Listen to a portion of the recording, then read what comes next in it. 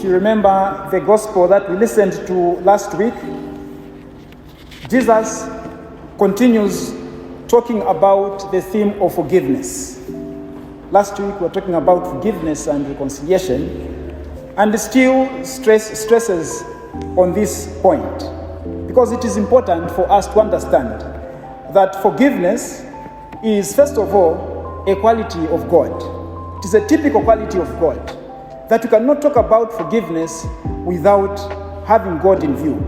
And you can't talk about God without equally having forgiveness in view. It's like forgiveness is the other face of God. And when you and I exercise forgiveness towards each other, it means that we identify ourselves with God, who He Himself is forgiveness. But when we decide not to forgive, we are in a very serious manner detaching ourselves from the life of God. And therefore, we have no part in God at all. Because we can't be on this path of Christianity and still continue to sit on broken relationships. We can't continue referring to ourselves as disciples of Christ, as followers of Christ, as believers in the one true God, and at the same time, not make forgiveness a typical quality of our life as well. God is forgiveness, and forgiveness is God.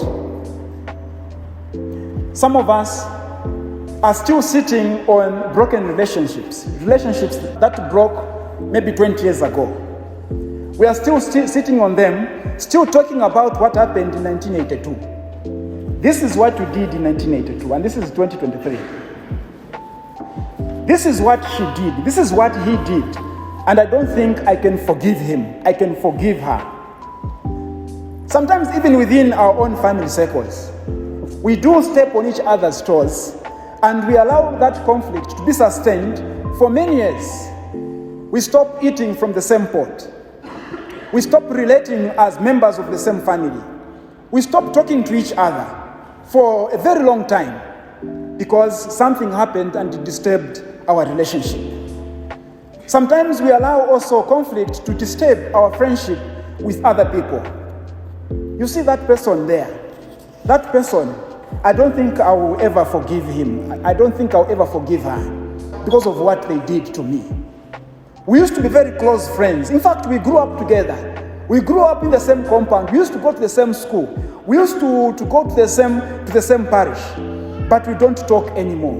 We don't relate in that manner anymore because something happened and it has broken that relationship almost permanently. We don't want to make an effort to mend that brokenness.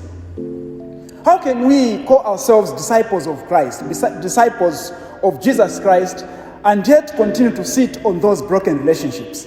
Today, Jesus is saying, forgive. He is saying, put behind that brokenness. Try to restart, reboot that relationship. Try to reestablish a new relationship with that person. It is possible that you can start relating with that person again. It is possible that you can start talking to that person again. But you have to make an effort for that to be possible. You have to make an effort for that to happen. And this is what Jesus is telling us today. Forgive. The same way that God forgives us. Because in fact, God doesn't even count how many times He forgives us. Whenever we go astray, maybe even before we kneel or we go for confession, God has already started the process of forgiving us. He has already started the process of bringing ourselves back to Himself. He does not tire doing that. And Jesus is saying, the same way that God does that, you too do to one another. Forgive that person. Restart your relationship. Peter comes up to Jesus and says, Lord, how many times shall my brother sin against me and I forgive him? As many as 7 times? Jesus says, no, not 7 times, but 70 times 7. It is very easy to count 7 times. If you forgive your brother or sister the first time, you know that you are remaining with only 6 times. You forgive them the second time, you know that only those few times are remaining. Third time, when you exhaust the 7 times, you can now say, now I can't forgive anymore. This is too much. But Jesus says, don't count how many times you're going to forgive the other person. Because whether you like it or not, that person is likely to step on your toes again. In fact, not once, not twice, but many times. God made us differently. And it is this diversity that makes us a beautiful human community. But this diversity does not just bring beauty to our community, it also brings the possibility of conflict.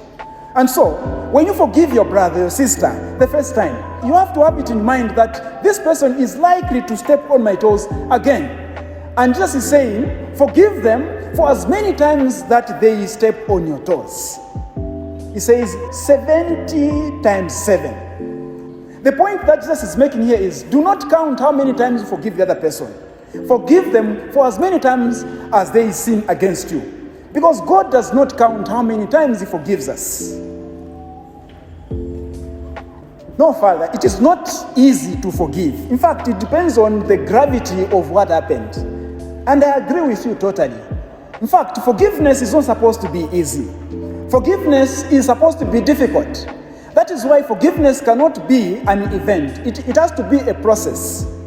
You cannot just say, I forgive you, and then everything just comes back to normal instantly. When you pronounce that word, I forgive you, it means you are deciding to put yourself on that process of normalizing things between yourself and the other person. Sometimes it might take a month, or a year, or a few years. But what is important is that you have put yourself on that path, which will eventually lead you to a point where you're going to say, now we are okay. Now we have harmonized our relationship. They say forgive and forget. Is it possible to forget? What exactly are you supposed to forget? When they tell you to forget, if somebody insults you, are you going to forget that this person insulted you? I don't think you're going to forget.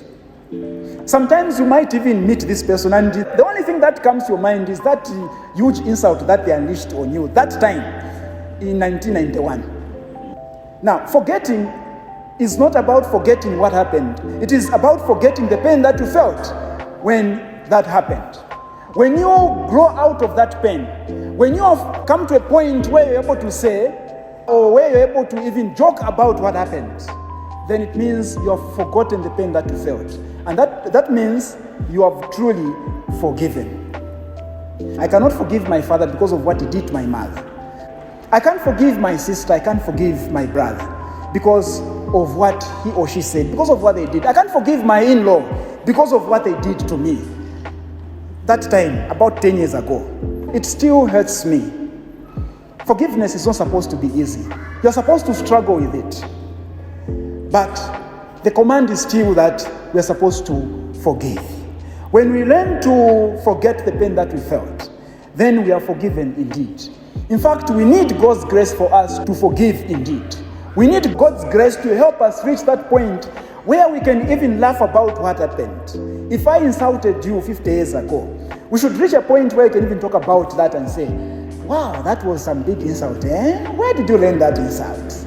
Do you come from the Copper Belt or you're from Lusaka? Because we hear from the Copper Belt, they teach insults, eh? That was quite some insult, eh? As you are talking, you're even sharing a drink, you know? That was some good slap, eh? Were you a police officer before or what?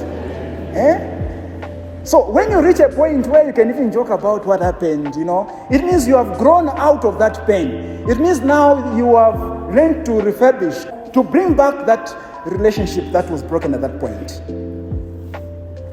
When you are constantly angry about something or towards somebody, the only thing that comes to your mind is vengeance. You want the other person to feel the same way that you are feeling. When you are always angry, you are in bondage actually.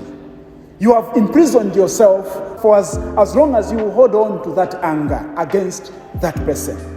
Forgiveness is liberating. When you exercise forgiveness, when you let go of that anger, you are liberating yourself. You are bringing yourself not only closer to that person, but even closer to God Himself, the source of all forgiveness. Today, we are being invited to liberate ourselves from that anger, to liberate ourselves from those hurtful feelings, so that we can be at peace again, so that we can experience the harmony within our hearts again, so that we can experience the life of God again in our lives. But for as long as we hold on to that anger, we cannot feel liberated. We are going to always be in chains, the chains that we have created for ourselves. In fact, when you are holding a grudge against your brother, against your friend, against a workmate, against your mother, against anybody, this world is so huge, so big, but it becomes very small for you. It becomes very small because you just happen to be meeting that person that you don't wish to meet because you have this thing against them. In fact, it is God communicating something to you. It is God trying to tell you that you have to make up with this person again. You have to come back again. You have to reconcile. Forgiveness is not supposed to be easy, but it is possible. It is possible if you and I work towards it. Amen.